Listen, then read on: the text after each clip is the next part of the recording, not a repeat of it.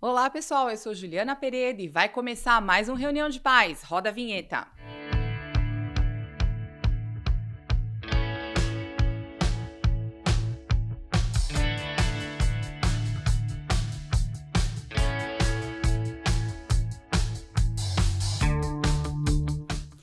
Muito bom, convidada de hoje, mais uma convidada da paróquia Nossa Senhora do Socorro, que é Catarina Rodrigues. Ela tem 22 anos, trabalha como estagiária em uma multinacional, mas já foi bailarina por 17 anos, a gente vai conhecer um pouco essa história. Foi premiada em alguns festivais de dança e hoje a Catarina está conosco para dar o seu testemunho de conversão ao catolicismo e sobre a importância do cultivo da fé na juventude. Uma conversa muito importante para sua família. Bem-vinda, Catarina. Obrigada, Juliana.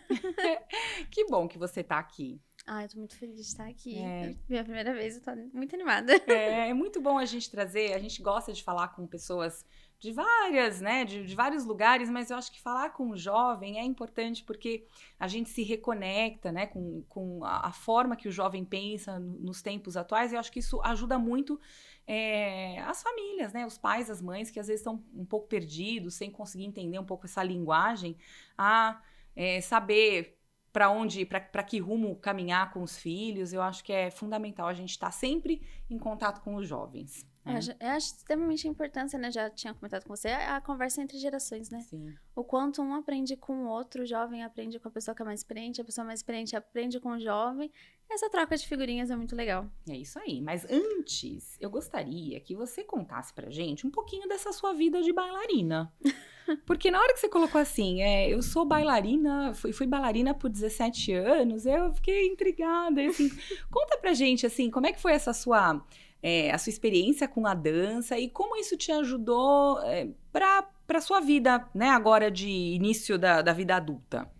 Então, eu comecei com 3 anos. Porque eu só pude começar aos 3. Tá. Porque eu já pedia até antes disso. Uhum. E assim, eu sou muito introvertida. Eu sou filha única. Até os meus 7 anos, eu era a única menina da família, única neta menina. Os demais eram todos meninos. Então, eu era muito introvertida, muito quietinha. E eu sempre gostei de dança, queria ser bailarina, tutu, minha calça rosa, aquele sonho. E aí, minha mãe me colocou numa escolinha. Escola essa que eu fiquei até... Você se formou nessa escola? Não cheguei a me formar, eu saí 6 meses antes de me formar. Tá. Mas fiquei, né, os 17 anos fiquei nessa escola em específico. E foi muito legal, porque assim, eu comecei no balé e fui só com o balé dos 3 aos 15. Uhum. Eu comecei a competir com balé aos 8 anos de idade.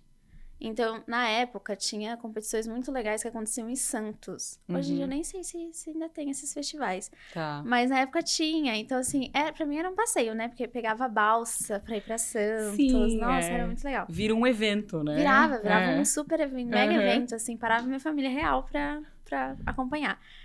E aí, quando eu fiz 15 anos, eu descobri o contemporâneo. Uhum. E como eu sou muito introvertida, isso me ajudou muito. Porque no balé a gente conhece, né? A gente já sabe os personagens, é padrão.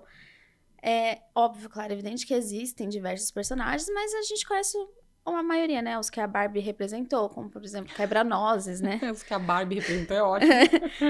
O Quebra-Nozes. Assisti todos esses. Então, assim, tiveram vários que a Barbie produziu, né? Os balés de repertório. Mas aí, quando eu conheci o contemporâneo, foi meio que uma forma de eu conseguir me expressar sem precisar falar. Uhum. E aí foi aonde eu entendi a arte por arte mesmo. Acho que foi ali, com 14 para 15 anos, que eu entendi que, opa, não é só dançar, é uma expressão de arte, é uma forma de eu falar como eu tô me sentindo também. E pra mim foi muito legal essa parte. Então, assim, com 15 eu comecei a competir com o contemporâneo. E aos 17 foi quando eu ganhei a minha última personagem. Que, assim, pra ela, literalmente, eu tenho muito a agradecer a essa personagem, que ela me fez crescer demais. E aí, foi quando eu competi mais seriamente em alguns festivais. Então, assim, com 17 anos, eu treinava de segunda a sexta, 6 a 8 horas por dia. É dura essa vida de bailarina, né? Muito treino, muitas renúncias, né? Porque eu fazia balé, técnica de ponta, porque eu ainda, né, competia com balé, menos do que o contemporâneo, mas competia. Repertório, alongamento, fortalecimento, aula de contemporâneo, aula de jazz, que eu nunca cheguei a competir com jazz. Mas eu fazia aula também, é legal, expressava de outras formas também. E aí foi quando eu era mais, assim, eram uns ensaios mais árduos, assim, era de segunda a sexta, 6, 7 horas por dia, sábado e domingo inteiro em festival. Não tinha sábado e domingo que eu ficava em casa direito. Sim. Ou era em festival ou a gente tava ensaiando para algum festival. E aí, nisso, a dança me deu várias oportunidades, né? Primeiro que ela me trouxe muita responsabilidade mesmo, porque desde novinha competindo, a maioria das competições meus pais iam. Só que no camarim é a criança pela criança. Sim. Até tem Tem a equipe da escola, exato, né, que mas acompanha. assim, eles estão preocupados ali principalmente com a parte da coxia, que é onde tá escuro, a criança pode se machucar. Então, assim, eles ficam bastante focados ali no entra e sai, na ajuda de troca de roupa, né? Mas quem tá com a mala é a criancinha. Então, a criancinha tem que ter responsabilidade ali do que ela... da onde que ela tá fazendo. Dela. E aí, pra mim, isso foi ótimo, porque desde criança, meus pais sempre incentivaram a autonomia, né? Minha mãe, como trabalha no ramo de educação, então também sempre me incentivou a ter essa autonomia. E o balé me ajudou muito, porque ele me trouxe disciplina, ele me trouxe essa autonomia de eu saber onde tá as minhas coisinhas separadinhas. E também me ajudou muito por conta da minha introversão, porque assim, eu sou bem bichinho no mato. Não parece, mas eu tenho muita dificuldade de socializar. E a dança, ela me ajudou muito a colocar todos os meus sentimentos na dança. Sim. Então, foi uma fase incrível. E aí, com isso também, aprender também a desenvolver esse lado de expor os sentimentos na dança, foi quando eu comecei a ter alguns retornos de alguns festivais bem bacanas. Então, ganhei algumas medalhas, tá lá guardadinho em casa. Que legal. Ganhei algumas medalhas e, inclusive, aqui no Alto Tietê tem um festival que acontece anualmente, um festival de inverno, e eu recebi uma das maiores notas do festival, da última vez que eu participei, e recebi o prêmio de bailarina revelação. Então, pra mim também, eu guardo com todo carinho, e assim, a dança, ela mudou mesmo a minha vida e como eu me comporto, porque principalmente quando eu era mais nova, com 6 anos, eu morava mais no interior de Mogi. Então, assim... Na área mais afastadinha. Na área mais rural. Então, isso só contribuía com o fato de eu ser tímida. Sim. De eu ser introvertida. E aí, a dança me trazia de volta a não ser. Então... Te puxava, né? Me puxava muito. E acho que ainda me puxa, porque hoje eu sinto vontade de voltar a dançar. Muita vontade de Você voltar não tá a dançar. dançando agora? Não. Porque... O que aconteceu? A Pandora, que foi a minha última personagem, né? Eu falo que ela foi muito importante porque ela viveu essa fase de transição comigo, né? A Pandora é o quê? Uma persona? É uma persona. Tá. É uma persona da mitologia, mas depois de um mês ela perdeu a persona de mitologia, porque a gente acabou buscando pra outras coisas, porque era um contemporâneo. Inicialmente a gente iria falar sobre a mitologia, o festival, o espetáculo em si era sobre mitologia, então Pandora pra mim. A gente ia falar sobre a Pandora, perdemos esse nicho. Começamos a falar sobre... A Pandora, existe um momento, né, na mitologia, que ela abre o jarro, que ela pediram pra ela não abrir, ela foi teimosa e abriu o jarro, e saiu todas as coisas negativas. E quando ela tampa o jarro, a única coisa que fica é a esperança. Tá. E aí a gente focou nisso. E a gente falou, às vezes a gente abre a caixa e só solta coisa negativa. E aí o mais importante, o sentimento mais puro e mais doce, que é a esperança, fica dentro. Que inclusive é uma das virtudes teologais, né? Exato. E que é um tema que a gente tá tratando esse ano, né? No ano jubilar, né? Então, e fica dentro da caixa. Às vezes a gente expõe tanta coisa negativa e as coisas positivas a gente não expõe. E aí a gente acabou focando nesse lado. Então era muito legal. E a coreografia começou de um jeito e ela terminou de outro. Se você pegar o primeiro vídeo que eu tenho dançando ela, vai ser de um jeito, e o último completamente diferente. E a Pandora, ela foi crescendo comigo. Então, eu comecei com 17, ainda não fazia faculdade, tava vivendo minha vida comum. E aí, quando eu fiz 18 para 19, eu comecei a fazer faculdade, e comecei a crescer, e comecei a ir pra multinacional, e a Pandora crescendo comigo. Até que chegou... Foi amadurecendo também, Foi amadurecendo, né? Junto comigo. Então, e foi a personagem que mais me ajudou a começar a expor meus sentimentos de uma forma um pouco melhor, porque eu tenho cara de ser mais nova do que eu realmente sou. Tem mesmo. E aí, isso me dificultava bastante na vida de trabalho mesmo. E a persona da Pandora era muito forte. Tinha que ser muito forte. Então, em muitos momentos eu falava assim, poxa, se eu consigo ser forte assim no palco, eu consigo ser forte assim na vida. E aí eu usava algumas características que ela tinha que ter ali na minha vida para poder conduzir mesmo. Então, a Pandora foi crescendo comigo, só que daí realmente, né, trabalho, faculdade... A vida vai se impondo, né, a rotina e os ritmos. Exato. E aí eu tive que abrir mão aí, faz 2 anos mais ou menos que eu tô sem dançar. Tá. E sinto falta, o corpo sente falta, né? Sim. Você imagina, eu vivi uma rotina de segunda a sexta, 7, 8 horas de Muito atividade. Então, o corpo também sente falta de vez em quando. E eu sou completamente a inimiga da academia, né? Eu vou na academia uma vez por semana. Precisa dar um jeito aí de dançar um pouquinho, pelo menos, Exato. né? E daí eu falei, não, ano que vem eu vou organizar minha vida. Era pra eu voltar esse ano, mas eu falei, o ano que vem eu vou organizar minha vida pra voltar a dançar, porque é muito gostoso. Sim, e você vê a importância que tem, né? A gente às vezes às vezes diminui muito, né, as atividades de esporte, artísticas, e olha o quanto que elas ajudam, elas dão sustentação de sete de valores mesmo. Você vê a questão da autonomia, da disciplina. Isso também no esporte acontece, né? Em atividades esportivas. E a gente carrega isso para a nossa vida, né? Para o trabalho, depois para a família. Não, eu falo que a dança, ela é também, de certa forma, um esporte, é um esporte, né? Sim. Mas ela é de suma importância. Inclusive, eu super incentivo crianças, assim, 3 anos é muito pequenininha. Não é. Sabe? A aula é toda focada pra isso. Então, assim, super desenvolve a coordenação motora da criança. Sim. É um mega Essa coisa do auxílio. reconhecer a potência, as forças do corpo, né? Exato. Que é muito característico na nossa infância, né? O domínio do nosso corpo. Tudo isso ajuda. Ajuda muito. E o esporte, ele muda vidas mesmo, né? Você vê tantas histórias que o esporte conseguiu mudar vidas. Então, assim, pra mim, a dança me ajudou principalmente na parte de autonomia, de eu conseguir me expressar melhor para as pessoas. Mas óbvio que com cada pessoa ela vai ter um desenvolvimento à parte que é extremamente importante, né?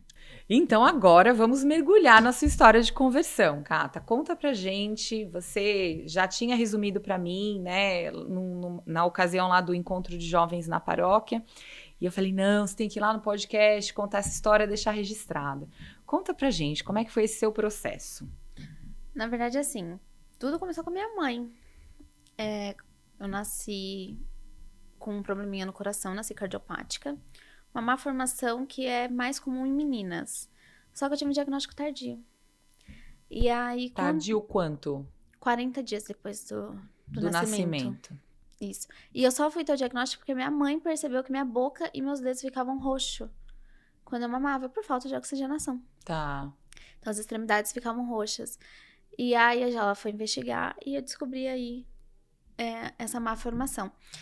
E minha mãe, na época, ela já era católica, mas não praticante. Então... Aqueles católicos, né, do IBGE. Exato. Era católica não praticante. E aí e mesmo assim ela confiou muito em Nossa Senhora. Ela chegou e falou, Nossa Senhora, se for pra ela ficar, que ela fique bem. Mas se não, eu vou entender. Mas se ficar e ficar bem... eu vou fazer uma promessa de que todo ano, no aniversário dela, iremos glorificar teu nome. E aí, acabou que eu voltei para fazer alguns exames, e quando repetiram toda a bateria de exames, eu não tinha mais nada. A malformação não estava lá. O coração tinha formado de uma forma em que ficou uma cicatriz no coração, músculo, né? Ficou uma cicatrizinha, como se fosse um raiozinho. E a médica falou pra ela, falou... Não sei se você fez alguma coisa, se você acredita, mas ela não vai precisar... Meio que sem explicação. Ela não vai precisar de cirurgia, não vai precisar de medicamento, vida normal. Porque até então se cogitava uma cirurgia, que é a de tórax, né?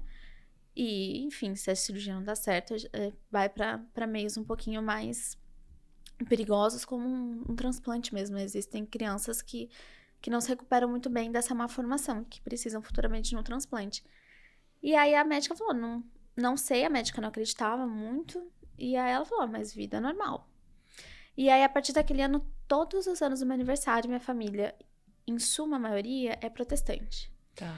Mas todo ano ela fazia todo mundo rezar um Pai Nosso e uma Ave Maria em honra a Nossa Senhora. Inclusive os parentes Exato, evangélicos. meus parentes protestantes sabem rezar Ave Maria Aham. por causa dos meus aniversários. Mas assim, abrindo um parênteses, a gente tem uma população evangélica no Brasil que assim, é meio um pouquinho devoto, né? De Nossa Senhora Aparecida, por Sim. exemplo. É curioso isso. Eu já vi memes assim, igreja protestante ou a igreja evangélica de Nossa Senhora alguma coisa, né? Não, sim. Então, eles têm o pé lá, eles Tem. têm.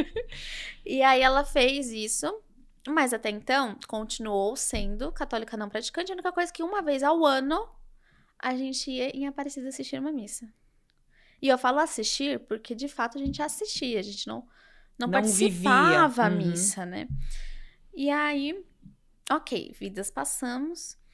E com 7, 8 anos eu tive meningite. E foi o meu primeiro contato de fato com Deus.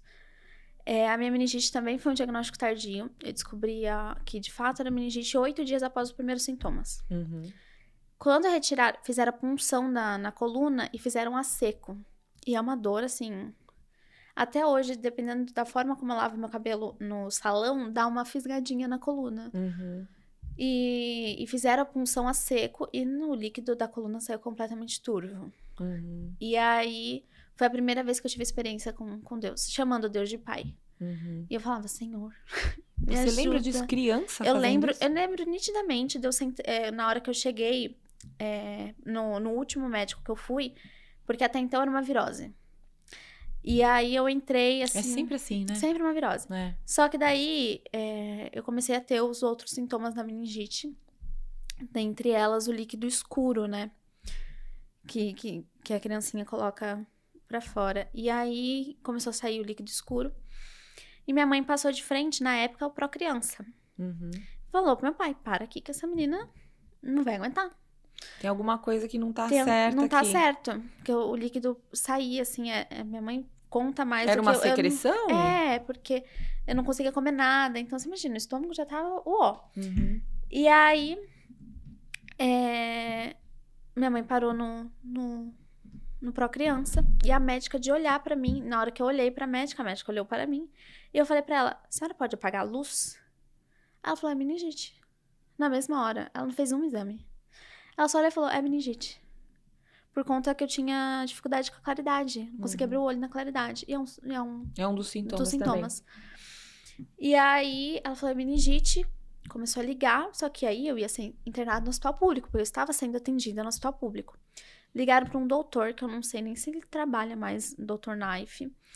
E aí falou, não, pode, a gente aceita ela pra vir pra cá. E aí eu fui na época, Mogi d'Or, que hoje é só maternidade. Sim. E aí eu cheguei, eu lembro nitidamente da cena de eu entrando na ambulância e a ambulância não podendo ligar a sirene. O giroflex. Porque a sirene explodia a minha cabeça. Então, ela não podia ligar e eu tinha que chegar rápido no médico. Uhum. Então, ela ligava em alguns momentos e eu lembro da enfermeira me tampando, assim, meu ouvido. E eu lembro depois de eu sentada, 2 enfermeiras, uma segurando cada lado da minha mão, minha mãe segurando a minha cabeça, porque tem que ficar meio que de cócorazinha assim, né? E mais 2 segurando a minha perna pra não mexer. E eu tava com um problema com claridade. Então, o médico teve que fazer isso com o quarto apagado. Tinha uma luz que tava entrando de uma janela, porque era um quarto que ficava 2 quartos, um balcão, e aí entrava um pouquinho de luz por uma janela de vidro. Uhum. Então, o doutor teve que meio que fazer as escuras mesmo. A punção. A punção. E ali doeu muito. E eu lembro nitidamente de eu chamando Deus de pai. Uhum. Nitidamente. E eu chamava. E aí, a hora que o médico tirou, na hora que ele olhou pro líquido, ele já falou, espera um pouquinho que a gente já volta. Uhum. E aí, já informou pra enfermeira que era grave e que era pra separar um quarto na UTI. Uhum. Então, a gente saiu com essa informação. E aí, eu lembro que na hora, assim, que ele tirou a punção, a dor sumiu. A minha dor de cabeça, que tava muito forte, sumiu. E aí, eu falei pra minha mãe, mãe, vai ficar tudo bem. Deus me curou. Catarina. E ela sim, né? E ela incrédula com o que tinha acontecido. Falou, filha, dorme. Ela achou que eu tava cansada. Acordei com meu pai e minha mãe chorando horrores. E aí, realmente, eu tive que ir pra UTI. Fui pra UTI de isolamento, porque é uma doença contagiosa. Contagiosa, sim.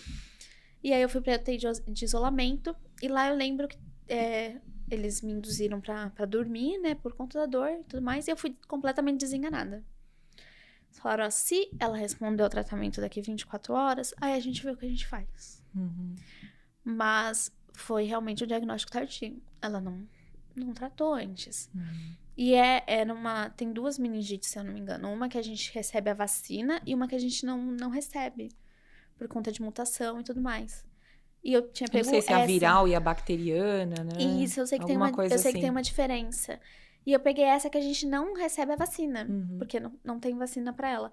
Então, era mais complicado ainda, porque não tinha muito como tratar. Era mais tratamento pra dor mesmo. É mais paliativo mesmo, né? Exato. Sintomático. E aí, na UTI de isolamento, eu acordei em algum momento, assim, já era dia. Entrou uma enfermeira super boazinha. Uma enfermeira não, uma moça de limpeza super boazinha. E ela falou pra mim, ela falou, você já sabe que você tá curada, né? Eu falei, eu sei. Ela, então vai ficar sem máscara, tá bom? Gente, Falei, que papo tá bom, foi? pode ficar. E ela limpou o quarto inteiro. Minha mãe tava almoçando, tava eu e ela lá. Ela ficou e papeou comigo.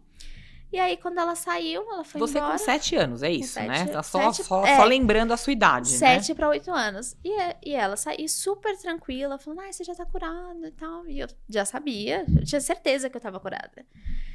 E aí, quando minha mãe volta, super tristinha, né, tadinha? Abatida, né? Porque pai e mãe, a gente fica um Não, caco e na nessas UTI, situações. E na UTI eu estava dormindo porque eu tava com remédio, né? Ela que tava sendo minha acompanhante, porque como ela tinha sido exposta ao vírus, ela poderia ficar comigo. E aí, e a UTI é muito movimentada à noite, Sim. né? Muito movimentada. E eu tava numa UTI, né, infantil. Então era muito movimento. E aí minha mãe não conseguia dormir, enfim. E aí eu falei pra ela, nossa, mãe, entrou uma moça super legal aqui agora. Aí ela, não, filha, não entrou. Falei, entrou sim, ela limpou o quarto. Não, filha, não entrou ninguém aqui só tá entrando médico. Aí eu fiquei com isso na cabeça, falei, tenho certeza que entrou, gente. Tenho certeza. E aí passou um tempo, o médico falou, vamos descer ela pro quarto, porque a gente não tá encontrando a meningite. Esse, sei lá, o vírus não tá ali. Não tá ali. E me desceram e repetiram os exames, fiz tomografia pra entender se tinha tido alguma lesão, porque pode acontecer, né, de ter algumas lesões. Fiz uma série de exames. Sei que, assim, a meningite que normalmente deixa a criança no hospital por 1 mês, me deixou 5, 7 dias. E aí, ele falou, olha... O médico também falou, olha... Eu não sei te explicar, mas ela tá bem. Pode voltar pra casa e terminar de fazer o tratamento em casa. E pra mim... E minha mãe achava, assim, o tempo todo que não tava tudo bem. Porque tem aquela história, né? Às vezes a pessoa tá super mal e ela melhora e aí tem uma piora de novo. E minha mãe achava. Mas mesmo assim, mesmo eu tendo esse contato direto com Deus, ainda não tinha me convertido. Enfim. É muito criança muito também. Muito criança, eu não tinha noção do que... Hoje eu tenho noção do que aconteceu. Mas na época, eu tava preocupada em brincar, entendeu? Não tinha muita noção do que tinha acontecido ali comigo. E aí, segui minha vida. Quando começou... Meus pais se divorciaram, eu tinha 15 anos. E meu pai, ele tinha um problema sério com álcool, né? E aí, eles se divorciaram por conta disso. E aí, vivi meus 15 anos, então... Desculpa. Com os meus pais separados. Com 17 para 18, eu entrei na faculdade. E eu já não tinha tanto contato assim com meu pai. Eu cumpria, assim, meu papel como filha. Mas eu ficava meia hora e ia embora pra minha casa. A gente se via, assim, ele me buscava no balé e me deixava em casa. Era o que a gente se via. Era esse caminho de 10 minutos do balé até minha casa. A gente não tinha tanto contato, porque realmente não dava. Não dava, era perigoso, porque a pessoa bebe, pega o carro, é perigoso. Sim. Então, eu não tinha muito contato com meu pai. Com 19 anos, eu já estava trabalhando na minha primeira multinacional. Então, já tinha acabado de parar o balé, fazia assim 1 mês que eu tinha parado o balé. E aí, eu recebo uma ligação, falando, olha, seu pai tá internado, em estado muito grave, e você é a filha dele. O primeiro contato aqui, né? Uhum. E minha tia já tava lá até, mas eu era a filha, né? Sim. Cheguei no hospital, meu pai, péssimo. Péssimo. Eles não conseguiam tirar meu pai da emergência pra transferir pra UTI. Porque o caminho era... A emergência era embaixo, a UTI era 4 andares pra cima. Este caminho era perigoso pro meu pai fazer. Sem o suporte de máquina. Então, eles não conseguiam. Meu pai ficou na emergência por uns 4 ou 5 dias. Até conseguirem transferir ele pra um quarto do lado. Ele nunca subiu pra UTI. Ele teve que ir pra um quarto do lado e aí sim começar o tratamento. Mas por conta disso? Por bebida? Por conta da bebida. Não foi considerado uma cirrose, mas ele teve uma laceração das veias. Então, ele teve uma hemorragia interna. Sim. Por conta da bebida. E aí, o médico falou pra ele, falou, olha, coloca álcool mais uma vez na sua boca, que a gente não tem o que fazer. A gente não vai ter mais o que fazer. E aí, nisso, meu pai precisava muito de sangue por conta da hemorragia. E eu fui doadora de sangue do meu pai. Porque, enfim, pai e filho são... Sim, era compatível. Era extremamente compatível. E aí, eu fui doadora de sangue pra ele. Eu falei pra ele, ó, pai, eu doei meu sangue pro senhor. Então, eu espero... Literalmente. Eu espero que o senhor faça bom uso. Espero não te ver mais aqui. E aí, ok. Meu pai saiu do hospital depois de alguns dias. E aí, nisso, eu comecei a ter um contato um pouco maior com meu pai. Só que essa situação me trouxe muito medo. Porque você imagina, eu tinha 19 anos e era assim... Eu ia no hospital e eu não tinha certeza se eu ia sair de lá com uma notícia boa ou com uma notícia ruim. Então, eu tinha que me preparar emocionalmente pra notícia ruim. E meus pais não conversavam naquela época. Então, difícil, assim, hein, Cata? minha Pra mãe uma jovenzinha aí de 19 anos. Minha mãe não tinha muito como me ajudar naquela situação. Porque eles não conversavam. Eu não conversava com meu pai, imagina minha mãe. Deve ter sido uma separação muito ressentida aí, né? E era muito complicado. E aí, um dia, assim, voltando, eu passei em frente à Nossa Senhora do Socorro. E eu vi lá a missa às 11 horas da manhã. Eu falei, vou entrar. Porque, assim, eu me sentia muito sozinha. Porque, como eu falei, eu sou extremamente introvertida. Introvertida, filha única, Exato. né? Então, não tinha muito pra quem eu falar. Pra quem eu conversar e falar, tá pesado pra mim. Né? Não tinha muito com quem eu conversar. E aí, eu falei, vou, porque aqui ninguém me conhece. E eu posso ficar quieta. Sim. Por um momento, eu posso ficar quieta. Quietinha aqui. E aí, não pude, né? Porque daí eu cheguei na missa e era o Padre Michel. E aí... Não tem como. Eu nem lembro o que ele falou naquela homilia. Confesso, não lembro. Mas eu lembro que eu falei, ok, aqui é meu lugar, entendi, senhor. Ok, vamos tentar. Era bem assim, vamos tentar. Porque quando eu era mais nova, eu ia na missa uma vez no ano, mas não entendia muito o que estava acontecendo ali. Então, eu falei, vamos tentar. Vou me propor a vir aos domingos às 11. E me propus. E nisso meu pai saiu do hospital, minha relação com ele foi melhorando, eu tinha que acompanhar ele em muitos médicos. Sim, aquele pós, né? Pós-alta que envolve uma série de exames. E assim, na época ele não pôde fazer nenhuma cirurgia por conta da hemorragia. Então eles não sabiam qual era o nível de estrago que tinha acontecido ali. Então meu pai hoje faz... Esqueci o nome daquele exame. Hemodiálise? Não. Não, aqueles que colocam a câmerazinha pelo nariz pra acho poder que é ver. nasofibro alguma coisa. Não sei direito. Eu sei que eu acompanho ele. E aí ele faz a cada 6 meses. Tá. Então, e aí minha relação com meu pai foi melhorando. E nisso eu começando a participar da igreja. Os 3 primeiros meses eu só ia na missa. Aí abriu inscrição de catequese. E eu falei, tá, talvez seja legal. Talvez seja bacana eu fazer. Porque me incomodava um pouco na hora da comunhão eu não levantar pra ir comungar. Sim. Você tinha essa consciência. Eu tinha essa consciência que eu não tinha. Que não podia comungar naquele, né?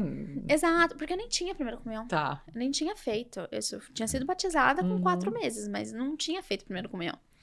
Incomoda mesmo, né? E me incomodava muito. E aí eu ficava...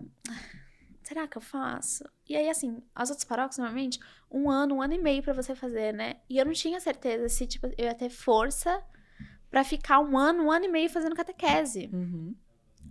Porque, imagina, eu ia ser a única católica da minha família pra entenderem a situação, ia ser um pouquinho complicado.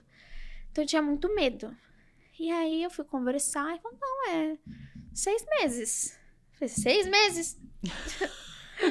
Será? Você tá de brincadeira, né? Não pode ser. E aí falou, não, é sério, é bem legal, vai. E aí, ok. Falei, vou fazer. Decidi que eu ia entrar na catequese. Quando eu decidi, tudo que tinha começado a dar errado, começou a dar errado de novo. Tudo. Os exames do meu pai começaram a vir inconclusivos. Então, a gente não sabia se ia precisar de cirurgia, se não ia precisar. Uhum. E aí, a situação começou a ficar pior, porque eu não tinha contato com meu pai. Então, se caso acontecesse alguma coisa, eu ia ficar triste, óbvio, claro. Mas assim, eu não tinha uma relação. Só que a partir daquele momento eu estava tendo uma relação. Sim, você tava envolvida ali naquele processo dele. Então, tava sendo mais dificultoso pra mim entender que poderia acontecer alguma coisa. Uhum. E aí, tudo começou a dar errado. Tudo. Minha relação com a minha mãe foi piorando bastante, porque eu tinha que equilibrar os pratinhos. E eu não tava conseguindo equilibrar os pratinhos. Aí, chegou numa quarta-feira, eu falei, vou nessa quarta da bênção. Que, pra quem não acompanha, não sabe, na Paróquia do Socorro, toda quarta-feira tem uma missa de cura e libertação, que é uma missa mais potente, né? Assim, se tiver que resumir em uma palavra. E na época eu nem sabia o que era uma missa de cura e libertação. Uhum. Falei, eu vou tentar. E fui. E aí, nisso, eu não sabia que o padre passava com o Santíssimo Sacramento. Eu achava que ele... No final, eu achava que ele colocava no ostensório, na época nem sabia o nome, colocava lá no coisinha, e era isso, e cavava ali. E aí, eu tava sentada bem nos primeiros bancos, logo que ele desce, ele vai pra esses primeiros bancos. Uhum. Eu tava sentada assim, bem na ponta do banco, e aí, eu não tava prestando atenção que ele tava descendo. Eu tava olhando, porque na época, o sacrário ficava de frente com esse primeiro banco, então eu tava olhando pro sacrário. Uhum. E eu não percebi que o padre estava vindo. Eu não sei o porquê. O padre Michel teve uma mega sensibilidade e ele virou o Santíssimo Sacramento e apoiou em mim. Eu não sabia se podia encostar, não sabia o que fazer. Uhum. Ali eu comecei a chorar muito. E eu falei, ok, não tá normal. Foi a primeira vez que eu chorei de verdade em todo aquele tempo que eu tava equilibrando os pratinhos. E eu chorava, e o padre Michel passou, né? Terminou de fazer o que ele precisava fazer. Terminou a missa. Uma senhora me puxa pra dentro da capela, onde ficava ali o sacrário. E hoje eu sei que essa senhora é Dona Helena, mas na época eu nem conhecia a senhora. Uhum. E ela e a filha dela falaram, a gente pode rezar por você? Aí pode. E elas começaram a rezar, E você sozinha? E eu sozinha. Você tava indo sozinha nas missas, tá?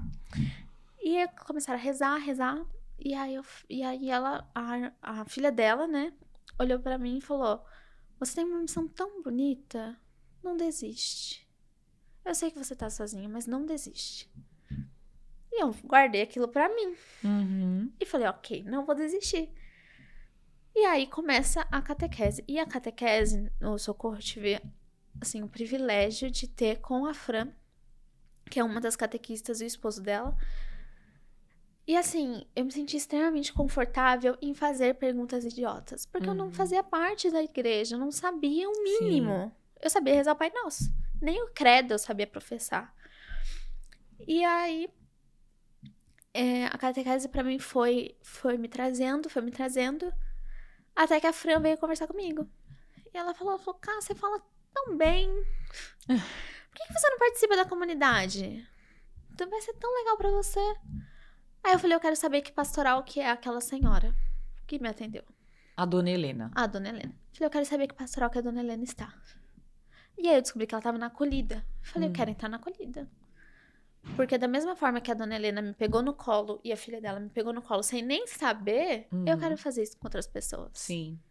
E aí foi quando de fato começou a minha vida na igreja. E aí, assim, a gente coloca o pezinho, aí quando a gente vê, a gente usa o corpo inteiro, né? É, sim. E aí, era assim, antes era uma missa de domingo e quarta, se tornou uma missa semanal, então, diária, né? Todos os dias vem na missa, todos os dias. E em tantos momentos... E isso te deu uma força, eu imagino, assim, como a gente precisa, né, dessa força. Exato. E é uma força que nem a gente sabe que a gente precisa. Porque no momento que eu tava sentindo extremamente sozinha, foram aquelas pessoas que me acolheram. Sem nem saber. Sem nem Que ter nem te ideia. conheciam. Exato. Uhum. E poucas até sabiam minha história fora da igreja, porque eu sempre tive muita dificuldade de contar mesmo. Então, elas nem sabiam. Mas mesmo assim, elas me acolheram de uma forma, assim, incrível. Então, assim, meu trabalho com elas na pastoral foi extremamente importante pra mim. E o quanto foi importante eu me envolver logo de cara numa pastoral. Uhum. Porque isso me trouxe pra mais perto ainda da igreja. E uma pastoral tão especial, né, que é essa da acolhida, das pessoas que estão ali prestando atenção. São pessoas que precisam necessariamente estar mais atentas, né? Exato, porque assim, uma coisa que até a gente comenta depois, né? O padre, ele é um só. E às vezes ele não consegue. Não, Por não mais que consegue ele ter tenta, olhos e braços. por mais que ele tente, o padre Michel é muito atento a tudo. Mas por mais que ele tente, às vezes. Foge, escapa. Exato, uma paróquia muito grande, Sim. com muitas missas. E então a acolhida, ela faz mesmo esse papel de tem uma pessoa chorando, por que essa pessoa tá chorando? Vamos lá, vamos acolher, vamos abraçar. Não precisa contar o motivo. Exato, não. Mas vamos acolher, vamos abraçar, vamos estar perto. Então, fez toda a diferença. E aí foi quando eu me apaixonei pela Eucaristia. E eu falei, não quero mais ficar longe da Eucaristia. Mas toda a minha conversão foi muito um lado um pouquinho mais emotivo da coisa. Sempre foi indo para um lado mais emotivo. Eu fui ter o meu lado racional na religião mais recentemente. Porque até então, todo o meu processo de conversão foi pela emoção. Foi pela emoção, pelo que eu sentia na missa, pelo que eu sentia na igreja. Às vezes parecia que o Padre Michel falava direto comigo nas homilias. Então era tudo por muito sensorial. E hoje em dia eu tenho uma fé um pouquinho mais centrada. Ela vai amadurecendo, na verdade, né? Vai. E tem gente que é o inverso, tem gente que vai pelo caminho mais racional, né? E depois acaba tendo outras experiências, né? A produção vai colocar na tela, Cata, a sua foto do crisma, né? Porque aí você fez a primeira comunhão e eu imagino que você já emendou. Emendei o crisma. E aí o que acontece? É bacana até eu falar sobre isso. A minha vida virou de cabeça pra baixo, meu pai foi hospitalizado no dia 2/6 de 2022. Essa foto é do dia 2/6 de 2023. Foi exatamente um ano depois. Era como se Deus estivesse olhando pra mim e falar, tá vendo, ó? Eu precisei de 1 ano pra te amadurecer, te trazer aqui. Sim. Então foi exatamente 1 ano depois que tudo que tinha pra acontecer, aconteceu. E aí chegou o dia da minha crisma, dia 2/6 de 2023. E é tão especial o crisma, né? O crisma realmente parece... É realmente essa confirmação que a gente recebe, né? Eu também tive essa sensação. É uma força que você recebe extra, sabe? Assim, é mais ou menos assim que eu enxergo. Agora eu tô na dúvida se foi 2023 ou 2024. Bom, mas foi exatamente 1 ano depois. E na mesma data? Na mesma data. Foi dia 2/6, aí eu só não recordo se foi de 23 ou 24. A próxima foto tem você já numa posição de serviço. Aí você não mais na Pastoral da Acolhida. Essa foto é um pouco mais recente, foi da dedicação do altar, né? Foi de 2025. E pasmem, nessa foto eu tava passando por uma crise de fé muito grande. Por quê? Como eu falei, meu processo de conversão foi extremamente sensorial. No começo desse ano eu tive uma crise muito grande de fé. Porque quando começa a entrar no embate. Sim, é uma batalha espiritual mesmo, Exato, né? O que é meu sentimento e o que é a minha razão. Então eu tive muita dificuldade por conta de trabalho, eu precisei ficar muito em São Paulo no início desse ano. E com isso eu me afastei um pouco da minha paróquia, que é a paróquia Nossa Senhora do Socorro. E eu tinha muita dificuldade de continuar nas missas, muita dificuldade. Tanto que esse dia, eu falei, não, eu vou. Eu não ia servir esse dia. Falei, eu vou. Bati o pé, saí de São Paulo, vim pra cá. Acabou que o Ramiro me colocou pra servir nesse dia. E te servir numa posição importante. E aí eu falei, ok, Senhor, tô te entendendo. Porque nessa época eu tava com dificuldade de escutar Deus. Por quê? São Paulo não para. É o tempo todo barulho e gente. E eu tava me alimentando mal, dormindo mal. minha fé tava extremamente abalada porque eu não tava conseguindo ir na missa, porque pensa, eu ia na missa todos os dias. Quando eu comecei a ficar em São Paulo, eu ia na missa de domingo, numa paróquia que eu não conhecia. Era sempre na paróquia mais perto de mim. Então eu tava com muita dificuldade. E aí, neste momento, eu falei, ok, Senhor, eu entendi. É aqui que o Senhor quer que eu esteja. Então, e um mês depois, eu mudei a minha vida inteira em São Paulo. Falei, chega, vou voltar pra Mogi. E voltei a servir todos os dias na paróquia. Hoje eu sirvo domingo, segunda, terça, quarta, quinta e sexta. Eu não sirvo, mas eu vou na missa. Mas foi nesse dia, inclusive, que eu entendi aonde eu deveria estar. E aonde eu tava esquecendo que eu deveria estar. E aí foi na dedicação do altar, no qual eu pude ter o prazer de servir com Dom Pedro Luiz.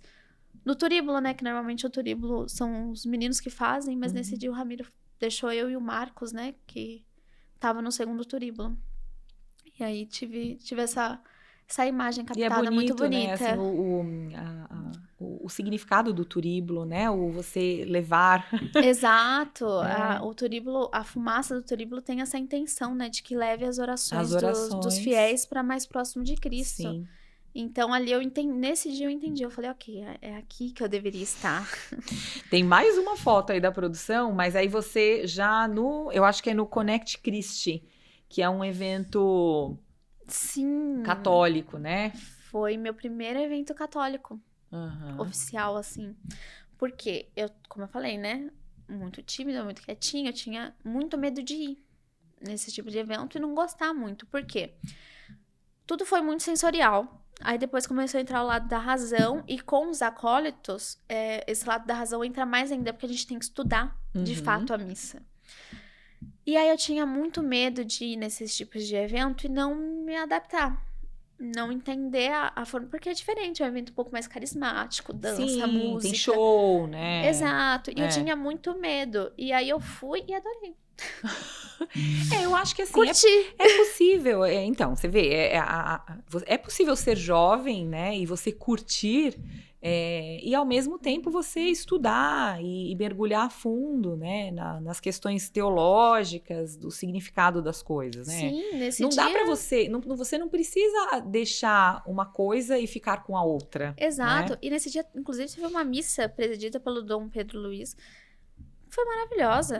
Então, assim, é você balancear. Sim, é encontrar esse equilíbrio, né? Exato. Então, ali eu tava com diversos jovens. E assim, eu fui com uma amiga minha. E daí depois ela precisou ir embora e eu continuei no evento. E foi muito legal. Eu curti o evento do mesmo jeito. Foi muito bacana. Então, é balancear, sabe? Eu tenho o meu lado mais tradicional, confesso. Depois que a gente vai estudando, a gente vai gostando de uma coisinha mais tradicional. Sim, de um silêncio, né? Pra você rezar. Eu comecei a gostar, eu comecei a entender um pouquinho mais. Eu tive a oportunidade, né, de servir com o Padre Carlos, inclusive, que ele é mais tradicional também. E pessoal que tá nos acompanhando aqui no canal, a gente tem 2 episódios com o Padre Carlos que você não pode perder. Depois confere lá. E ele é um pouquinho mais tradicional, então ele também trazia esse lado... a consagração eucarística dele... Ele trazia um pouco mais esse lado. Então, eu aprendi que às vezes a gente precisa de silêncio pra orar. Mas eu acho extremamente válido também, por exemplo, as missas que são mais puxadas, por exemplo, uma missa de cura e libertação. Principalmente pra quem tá se convertendo ou pra quem tá com a fé um pouquinho abalada. Exato. Porque isso te traz de novo um avivamento. E você vê como a Igreja Católica, de uma certa forma, tem para todos os gostos, né? Sim. A pessoa que quer uma missa mais tradicional, ela tem aonde buscar isso, né? A gente tem as missas do rito tridentino, por exemplo, que tem toda aquele ritual, e tem as missas mais carismáticas, né, com as músicas. Então, eu acho que para várias fases, né, da sua vida espiritual, você encontra um abrigo dentro dessa grande casa, né, que é a igreja, que é tão universal, Sim. né? Por mais que a igreja tenha uma doutrina, independente se a missa é um pouquinho mais carismática ou não, a doutrina é a mesma. E é isso que as pessoas têm que entender. Sim. O momento... O sacrifício, a missa é o sacrifício, é o memorial de Cristo na cruz. Né? Exato, é o que ele pediu pra gente fazer. Sim, fazer isso em memória de mim. Então, a doutrina vai ser a mesma. Aham. Independente se o padre é um pouquinho mais animado ou se ele prefere ser um pouquinho mais... Mais quietinho, mais mais introspectivo. Exato. A missa é a mesma. Basta você saber o que você consegue escutar mais e entender mais. Então, mas aí eu me desafiei aí num evento e foi muito bacana. Quero mais, inclusive. Ah, legal. Tanto que é mais que a Catarina foi alçada aí ao posto de dar uma coordenada no grupo de jovens da paróquia. A próxima imagem, inclusive da produção, é dos encontros de jovem que já aconteceram, né? Esse aí, inclusive, eu participei, que foi o primeiro. Foi o primeiro. E tem um segundo encontro de jovens, que é a próxima foto, que foi o encontro de jovens que foi realizado agora em julho, se eu não me engano. A produção vai colocar na tela para a gente também olhar também. E uma coisa que tem em comum, né, nas fotos, é a Catarina depois segurando a imagem de Carlo Acutis, né? Carlo Acutis, e aí? Porque assim, você...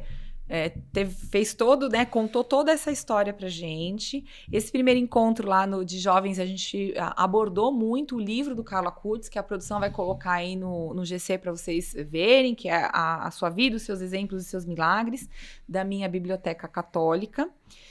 E por que Carlo Acutis, Catarina?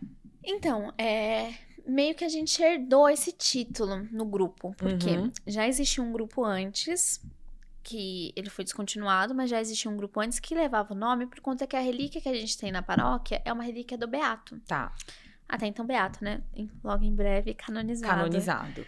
E a gente tinha por conta disso. Mas eu falo que o grupo de jovens, ele foi um presente de Deus pra mim. Nitidamente. Porque, como eu falei, eu tinha ficado um tempinho afastada. Aí teve a dedicação do altar. Eu voltei um pouquinho mais. Na Páscoa, foi quando, de fato, eu voltei pra minha paróquia. Que eu falei, não, vou voltar. E aí eu voltei. Umas 2 semanas depois, me deu a doida em São Paulo. Peguei minhas coisinhas, encaixotei tudo. Liguei para meu pai. Não, foi literalmente isso. Foi numa sexta-feira. Eu tava conversando com a mãe de um amigo meu que mora lá. E ela falando, cara, às vezes a gente precisa pôr limites, né? Você tem que ver onde tá te fazendo feliz. Você não pode continuar aqui só pra bater o pé de que você quer ficar aqui e fazer as coisas dar certo se você não tá feliz. E de fato eu não tava, porque assim, pra mim era muito difícil ir em paróquias onde não tinha contato pastoral com ninguém. Então eu ia na missa, participava da missa e ia embora pra minha casa. Era isso que eu fazia. Então, pra mim, eu tinha muita dificuldade. E por mais que teve uma paróquia específica em que houveram mais pessoas que me acolheram, que são pessoas que eu tenho contato até hoje, eu tinha muito essa resistência. Porque eu falava que não é a minha casa. A minha casa tá lá em Mogi. e eu quero ir pra casa. Eu tinha essa dificuldade. E eu tinha muita dificuldade, inclusive, de falar o que eu tava sentindo. E a primeira vez que eu expus esse sentimento de que eu não estava feliz... E que pra mim era muito difícil porque eu tava vivendo um sonho em São Paulo. Pra mim era muito difícil falar, eu não tô feliz. Eu tava errada. E aí, a primeira vez que eu expus isso pra um amigo meu, ele falou, poxa, não sei nem o que te falar. E eu falei, ai meu Deus, não era o que eu queria ouvir. E de novo eu tava fazendo isso numa quarta bênção. Eu mandei um textão pro meu amigo numa quarta bênção, contando tudo que eu tava sentindo. Foi a primeira vez que eu desabafei. E aí ele, nossa, não sei nem o que te falar. Eu entrei chorando pra dentro do sacrário. E aí foi ali, mais ou menos assim, umas 2 semanas depois da Páscoa, que eu falei, não, chega. Eu preciso... Tomar uma decisão. Exato, eu preciso entender o que tá acontecendo na minha vida. Peguei minhas coisinhas meia-noite. Peguei minhas 10 horas da noite, eu resolvi. Meia-noite, minhas coisas estavam empacotadas. 2 horas da manhã eu liguei pro meu pai e falei, pai, vem me buscar. Caramba, que hora também, hein? Pra você ligar pro seu pai, pra ele te buscar? Não, mas a sorte é que meu pai trabalha de madrugada. Então tá eu sabia que ele estaria acordado Temos nesse momento. Contexto aí, E aí meu pai falou, tudo bem, só espera clarear o dia e aí eu vou te buscar. E aí eu vim embora, assim, um sábado. Num domingo eu apareci na igreja. E fazia eu tinha aparecido na Páscoa, aí domingo seguinte eu não apareci. Sumiu, né? Aí o padre Michel olhou pra mim e falou assim, você? Aqui? Eu falei, padre. Eu aqui. Aí ele, tá tudo bem? Eu falei, tá. Porque toda vez que alguém me perguntava se tava tudo bem, eu falava, tá. Aí eu falei, tá tudo bem. Aí ele, vem aqui. E nisso senta ele de costas pra Jesus e eu estava sentada de frente para Jesus. E aí contei mais ou menos o que tinha acontecido, que eu tinha resolvido ir embora pra minha casa. E aí ele olhou pra mim e falou, você é tão jovem. Não deixa com que isso abale você. Não deixa que você perca a sua felicidade por causa disso. Você tem tanta coisa pra viver. Siga em frente em coragem. E aí pega esse siga em frente em coragem, guardei no meu coração. E pra mim foi muito importante, porque eu não tinha certeza se a minha pastoral ia me acolher de volta. Porque eu tinha abandonado eles. Sim, e assim, é ruim, né? Eu tinha deixado eles na mão diversas vezes. E aí voltei, o Padre Michel super me acolheu, os membros da pastoral super me acolheram, os acólitos super me acolheram de volta. Falei, ok, tô em casa mesmo. E aí eu fui reclamar pro Ramiro. Falei, poxa, Ramiro, não tem um grupo de jovens nessa paróquia, né? Aí o Ramiro, faz. Ótimo. Aí eu falei, não, mas eu não sei fazer, não, né? O padre nunca falou pra eu fazer, mas o padre não precisa falar pra você fazer. Se você quer que uma ação aconteça, vai lá, dá a ideia, faça. Eu falei, mas será que o padre vai deixar? Claro, Catarina, não tem porquê dele se impor. Aí fui lá, aí nisso a Juliane, que você chegou a conhecer. Sim, que faz parte do grupo de acólitos. Exato. Ela falou, Cá, se você quiser eu te ajudo. Eu falei, quero. Aí fui conversar com o Padre Michel e o Padre Michel falou, bom, pode fazer. E aí de novo ele falou, a Catarina tem total capacidade de fazer, não duvido disso. E eu fiquei assustada, porque eu tinha largado eles 4, 5 meses. E aí ele só olhou pra mim e falou, siga em frente, coragem. E eu falei, ok. Eu entendi minha missão aqui. Às vezes a gente tem que ouvir várias vezes a mesma coisa, né? Exato. E Deus ele usou muitas vezes o Padre Michel. Muitas vezes o Padre Michel veio falar comigo, Catarina, você não acha que você tá se afastando demais? Porque é perigoso. É mesmo. Porque às vezes a gente pode se afastar tanto que a gente não consegue voltar. E a gente não tem essa força toda, a gente é muito miserável, né? Eu acho que quanto mais a gente avança na nossa fé, quanto mais a gente estuda, eu não sei se você tem essa sensação, mais miserável a gente se sente, né? E mais necessitado da ajuda a gente precisa. Ontem inclusive, eu entrei lá na capela, né? Fica um Santíssimo exposto. E eu entrei e falei, Senhor, às vezes eu tenho tanto medo de me aproximar, porque parece que quanto mais eu me aproximo, menos eu sou digna de estar perto. A gente vai se sentindo muito indigno mesmo. Exato. E aí, o que aconteceu? Recebi o grupo de jovens de presente, tinha uma herança do nome, só que eu já conhecia o Beato, mas eu não tinha me aprofundado. Eu falei, vou ter que me aprofundar, né? Sim. Calhou que a MBC tinha lançado o livro dele. Falei, vou comprar pra eu ver. E aí eu comecei a ler. A MBC é a minha biblioteca católica do livro que a gente já falou aqui. E aí eu comecei a ler o livro e voltei a me apaixonar pela Eucaristia. E aí eu falei, meu Porque Deus. o amor de Carlo Acutis pela Eucaristia era imenso. Então por isso que eu falo que é imenso, né? Deus foi extremamente misericordioso comigo em todos os momentos. Mesmo quando eu virei as costas e decidi viver a minha vida e viver o meu sonho, sem pensar muito no que eu estava deixando, Deus foi extremamente misericordioso nas pessoas que ele colocou na minha vida. Pessoas que lá em São Paulo me acolheram como, assim, na casa mesmo. Que em diversos momentos mandaram mensagem de carinho. Até quando eu decidi voltar, que me mandaram mensagem, falando, Cá, a gente tá aqui torcendo por você, sabe? Você não deu um passo pra trás, só um recálculo de rota, tá tudo bem. Então, assim, pessoas que... Deus foi extremamente misericordioso nas pessoas que ele colocou na minha vida, mesmo eu estando afastada. E quando eu voltei, ele foi extremamente misericordioso colocando o grupo de jovens na minha vida. Porque... E que presente o grupo de jovens, Exato, né? Porque, assim, não é os jovens que precisam de mim. Eu preciso muito mais deles. Porque sem eles, eu não ia estar precisando estudar tanto.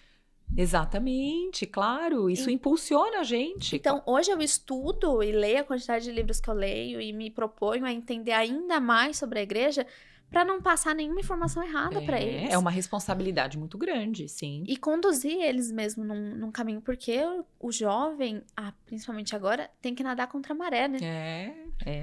É bem a abertura do The Chosen mesmo, né? É aquele peixinho que tá nadando contra a correnteza. Bom, você vai agora assistir o trailer do documentário que se chama Estrada para o Céu, que conta um pouquinho da vida do Carlo Acutis, que em breve será canonizado. Confere. Carlo era come tutti i bambini, solo che aveva questa fede immensa. Cioè era proprio una cosa che spiccava nonostante, diciamo, il suo lato bambino e il suo lato della fede potevano andare di pari passo, non è che uno nascondeva l'altro. Se dovesse descrivere in poche parole, la cosa che mi ha più colpito su Di Carlo è stata la sua profonda fede e generosità. Non mi era mai capitato di vedere un bambino che partecipava tutti i giorni alla messa. Magari si è fatto degli interrogativi che forse qualche adulto ancora non riesce a farseli, iniziandosi a chiedere chi sono, da dove vengo, perché sono qui. E lui tutti questi interrogativi li ha risolti dove? Nella scoperta di Cristo, nella scoperta di Gesù. Sono destinata a morire.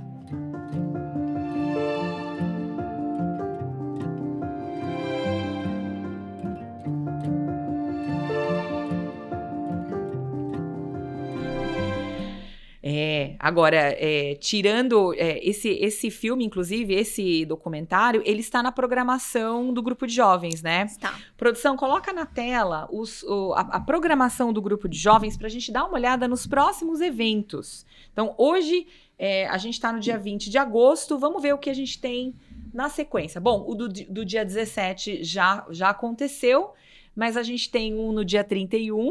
Exato, isso é pecado. Isso é pecado? Não é legal, hein? Para debater entre os jovens, né? É, porque a gente tem muita dúvida, né? Se é pecado. Por exemplo, eu já escutei a pergunta assim. Você escutou, né? É pecado colocar nome em anjo? Ah, sim, foi uma pergunta do grupo. A primeira pergunta, inclusive, quase lá no grupo de jovens, né? E tem uma resposta para isso. Ramiro, inclusive, entrou nessa. Respondeu, né? Que não é legal, né? Sim. Então é interessante a gente abordar esse tema. Bom, né? E aí o que não falta é pergunta para responder, né? Então, assim, de tema você não vai ter problema nenhum para os encontros de jovens, Cata. E aí no dia 21, esse Cine Jovens, às 14 horas, é justamente esse documentário que a gente acabou de mostrar o trailer, que é A Estrada para o Céu. Isso, a gente vai. Por quê? Uma semana antes o Beato vai ter sido canonizado. Amém. Amém. E aí a gente vai passar para eles o que levou à canonização do Carlo, né? O porquê que ele está sendo canonizado, porque é uma dúvida, né? Hoje a gente tem canonizações que irão acontecer, mas é uma dúvida das pessoas, né? Por que essa pessoa levou a ser canonizada? Sim. Por que ela é santa? E aí a gente vai mostrar um pouquinho da vida do Beato, o que aconteceu nisso, por que ele é considerado santo, e é santo, e nós católicos acreditamos que ele já está em comunhão com o nosso Senhor. E a gente vai falar um pouquinho também sobre essa parte mais religiosa mesmo do Beato. E inclusive a gente vai seguir com a missa das 16, que é a missa que vai ser voltada para os jovens. Muito então legal. Vai ser um dia bem Muito bacana. Legal. E o Beato, e em breve santo, ele é um santo que fala muito diretamente aos jovens, porque ele usava a internet, usava as tecnologias, né, para poder divulgar a mensagem. Ele tinha aquela exposição dos milagres eucarísticos. Então, acho que ele fala muito no coração do jovem, porque é fácil você tê-lo como referência pelo fato dele ser jovem. Né? Exato, e é um santo recente, né? Sim. Se pensar em 2006, eu já era nascida em 2006. Sim, é um santo dos nossos tempos. Então Muito bom, ó, não perca aí você que tá em Mogi das Cruzes, que acompanha a programação, aí participar dos próximos eventos. Leva seu filho jovem para fazer essas atividades, né? Participar lá na Paróquia do Socorro. Muito bom. Agora, a gente encaminhando para o final, a gente tem aquele momento que a gente comenta os posts, né? Então, a produção vai colocar na tela o primeiro post, que é uma reportagem da Gazeta do Povo, falando de uma notícia na Europa, da Páscoa de 2025, com recorde de batismo de jovens. E a gente tem uma série de notícias que a gente acompanha aí nos portais, falando sobre esse reavivamento, né, o retorno dos jovens à fé cristã, não somente a católica, a gente tem muitos jovens também na igreja evangélica. E aí você, Catarina, jovem, o que você tem a dizer desse retorno? Fico feliz. Sim. Começa por aí. Fico muito feliz. E assim, eu acho que isso mostra um pouquinho da audácia do jovem, né? Os jovens são muito audaciosos. É Então, uma revolução do bem, né? Essa aí. exato. Então, eles estão tendo a audácia de nadar contra a maré. Exatamente. De falar, não, eu acredito nisso. De rejeitar, né, essas coisas do mundo que a gente vai descobrindo que só fazem mal, né? Exato. E ainda mais para ir para a Igreja Católica é assumir uma responsabilidade, porque assim, as pessoas têm uma visão meio equivocada às vezes da Igreja Católica que você pode tudo. Uhum. E quando você tá lá dentro, você entende que de fato você pode. É Livre. como diz São Paulo, né? Ele fala, nem tudo, tudo eu posso, mas nem tudo me convém. Me convém, exatamente. Então, e aí ver a quantidade de jovens que escolhem, inclusive o batismo na Páscoa. Que é tão significativo, Então, assim, é de extrema importância ver como É de alegrar o coração, né? Ver essas notícias. Sim. Uma outra que também é de alegrar o coração é a gente ver Papa Leão, agora recentemente no Jubileu, falando com os jovens. Vamos ver um vídeo do Papa Leão recentemente falando com os jovens. Carissimi giovani, la nostra speranza è Gesù. Teniamoci uniti a Lui. Rimaniamo nella sua amicizia sempre, coltivandola con la preghiera, l'adorazione, la comunione eucaristica, la confessione frequente, la carità generosa, come ci hanno insegnato i beati Pier Giorgio Frassati e Carlo Acutis, che presto saranno proclamati santi.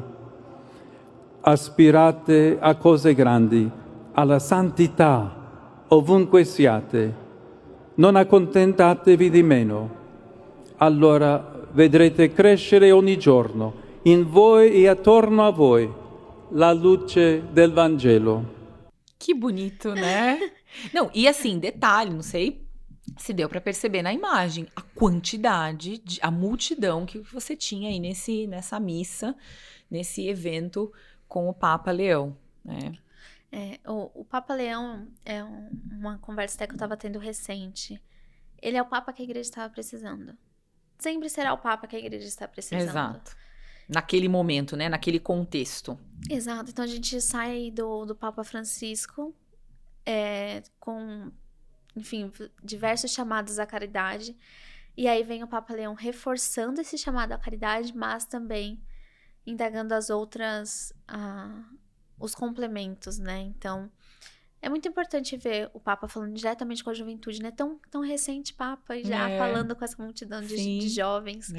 É muito importante ver que ele tá fazendo um ótimo trabalho aí como sucessor de Pedro. Muito bem. E esse último post também é um vídeo do padre Mateus Aquino, que é um padre jovem e que fala, ele dá uma mensagem assim, você quer combater dormindo? Será que dá pra gente combater dormindo? Vamos lá. Acerca do pensamento da fornicação, um ancião eremita disse: queres ser salvo dormindo? Vai trabalhar, vai laborar, vai buscar e encontrarás. Mantém-te alerta, bate e abrir-se-á para ti. Existem no mundo combatentes fortíssimos, que de receber muitos golpes, suportar e resistir, são coroados. Muitas vezes uma pessoa golpeada por dois resistiu aos golpes e venceu os combatentes. Viste quanta resistência suportam através da força da carne? Portanto, tu também enfrenta e resiste. E Deus combate o inimigo por ti. Está dizendo isso para nós. Olha, você quer vencer a tentação? Você quer vencer dormindo? Você quer vencer sem combater, sem... Que mérito que você quer ter? Como é que você deseja o céu se você não quer combater, se você não quer trabalhar? É o que vai dizer São Paulo na Carta aos Tessalonicenses. Quem não quer trabalhar também não deve comer. Né? Ou seja, se você não quer trabalhar, que mérito que você vai ter? Qual recompensa, qual coroa você espera alcançar se você não estiver lutando verdadeiramente? Mais um, hein? Mais um forte ali, uma mensagem forte, né? Como assim, Puxão né? de orelha, né? Puxões de orelha tão importantes que a gente precisa receber. Todos nós, né? Jovens, adultos, né? Como assim? Você quer que essa graça venha sem você fazer nada por isso, né? Não tem como, é impossível, né? E reforça também aquela coisa de você precisa estudar, né? Uhum. Você precisa entender o que você tá ali acreditando, né? Então, de novo, reforça. E eu falo, o maior erro do católico é não estudar o catolicismo. A gente já falou algumas vezes aqui nesse podcast da importância da gente estudar, né? Que às vezes outros irmãos de denominações cristãs se aprofundam bastante, por exemplo, no estudo do Evangelho, e às vezes isso falta um pouquinho entre nós católicos. Sim. Né? Então fica esse puxão de orelha do bem. E a gente olhar também para a vida dos santos, porque os santos foram sempre pessoas que abdicaram de muitas coisas, batalharam, foram à luta, né? Alguns, inclusive, literalmente, né? Santa Joana d'Arc, por exemplo, né? Os nossos mártires, né? Os nossos mártires. Então, a vida não é um bolinho, né? E a vida do cristão também não é esse moranguinho do amor aí que a gente tá pensando que é. Jesus nunca prometeu isso. Nunca prometeu o moranguinho do amor. Muito bom. Agora, caminhando pro final, a gente chegou na hora da chamada oral. Roda a vinheta. Bom, você sabe como é que funciona a chamada oral? Basicamente, você vai falar e Eu falo e você continua. Rápido, pra ficar aquele corte bonito que a gente gosta depois. Tá. Vamos lá. Catarina, Cristo é... O caminho, a verdade e a vida. Nossa Senhora é... A seta que aponta a Cristo. Juventude é... A salvação. Uma nota alta vai para quem? Para o quê? Pra missa. E uma nota baixa? Falta de entender o que é ser cristão. E agora, uma lição de casa para os jovens que estão nos acompanhando. Estudem. As nossas ferramentas estão aí para ser utilizadas, né? Uhum. Eu comentei com você, inclusive. Pode dar a sua dica, inclusive, agora. Eu sei que às vezes é difícil a gente entender o catecismo, né? Porque às vezes ele tem uma linguagem um pouco mais formal, né? Uhum. Porque é usado para a formação de pessoas que irão formar outras pessoas. Mas usem a IA ao favor de vocês. Eu adoro usar a inteligência artificial para pegar mesmo, falar o que a igreja pensa sobre esse assunto. Eu quero entender o que a igreja está vendo, né, a partir disso, o que o catecismo mostra. Então, usem a IA ao favor de vocês, estudem, não se contentem com respostas vagas. Uhum. Ai, porque sim? Porque sim não é resposta. Literalmente, né? Essa é uma máxima, né? E o porquê não também não é resposta, porque se é sim, se é não, tem um porquê. Sim. Então, não se contentem, estudem, usem as ferramentas. Hoje em dia, a gente tem tanto acesso às redes sociais. Aí a gente pode usar, né? Às vezes as pessoas falam que faz mal rede social, mas, gente, se você segue pessoas que te elevam, que te trazem reflexões importantes, eu acho que é super possível você usar a rede social a seu favor, né? YouTube a seu favor, ó. Reunião de Pais está no YouTube, tantos padres que a gente conhece, virtuosos, que estão ali oferecendo conteúdos de graça para as pessoas, né, para poder refletir. Inteligência artificial, né, não é inimigo, não. A gente pode usar a nosso favor, né? E assim, óbvio, né, saiba fazer a pergunta para a IA, né, senão ela pode trazer alguma coisa equivocada. Mas eu sempre gosto de perguntar para ela, falo, que Igreja Católica Apostólica Romana acha sobre tal assunto? Uhum. Cite, traga citações. E aí ele traz citações tanto do Catecismo da Igreja Católica, como passagens bíblicas que reflitam. Então é importante. A gente tem que usar as redes sociais, mas as redes sociais é aquela coisa, né? Um short, por exemplo, ele tem pouquíssimos minutinhos. Uhum. Viu um tema legal, gostou do tema? Se aprofunda. Aprofunda, sai da superfície, né? Se pergunte, se questione. Só dessa forma você vai entender realmente o que tá por trás ali. A missa, ela não deve ser assistida, ela deve ser vivida. Uhum. A religião não deve ser algo como somente um estilo de vida, não. Ou uma sensação gostosa que você tem, né? Na verdade, às vezes é bem o oposto, né? Não, Ela te tira ali da zona de conforto legal. Eu gosto de brincar, Deus te incomoda pra você fazer as coisas. Sim. Então, Como um bom pai tem que fazer, Exato, né? tem Uma que- boa mãe. às vezes ele tem que tocar nas feridas ali, né? Então, acho que esse é o maior ensinamento para os jovens, estudem. Muito bem. Sejam a salvação, né? Sim. Sejam instrumentos de salvação. Como o próprio próprio Papa Leão fala, né? Assim, a gente tem que espalhar, né? É aquela santidade que a gente vive no nosso dia a dia, né? É o sair da missa e continuar sendo luz e sal nesse mundo. Muito bom. Catarina, Obrigada pela generosidade, pelo presente. Eu sempre digo aqui que é uma oportunidade tão grande, é um privilégio tão grande poder aprender com cada pessoa que vem aqui, deixar registrado o testemunho, né? Só gratidão e que Deus te abençoe e que você siga aí levando muitos jovens junto com você para esse caminho de santidade, de estudo e de oração. Obrigada pelo convite. Fico muito feliz. E eu espero que realmente esse episódio tenha despertado aí mais vontades dos jovens. A Paróquia Nossa Senhora do Socorro está aberta De a super todos. braços abertos, com vários horários de missa. Né? Sim. São 7 missas no final de semana. É muita missa no final de semana, né? Então... E confissão agora, Confissão né? Que foi diária. mencionado aí pelo Papa também. Como é importante a gente também buscar o sacramento da reconciliação. Então, tá aí, a faca e o queijo na mão, né? Exato. E também eu me coloco à disposição a responder dúvidas de quem tiver e quiser iniciar a caminhada conosco. Vai ser muito bem-vindo. Muito bom, muito bom. Muito obrigada mais uma vez. E para você que nos acompanhou até agora, não deixa de curtir, de encaminhar essa conversa para quem você acha que vai gostar, deixar o seu comentário. E a gente se vê no próximo Reunião de Pais. Tchauzinho.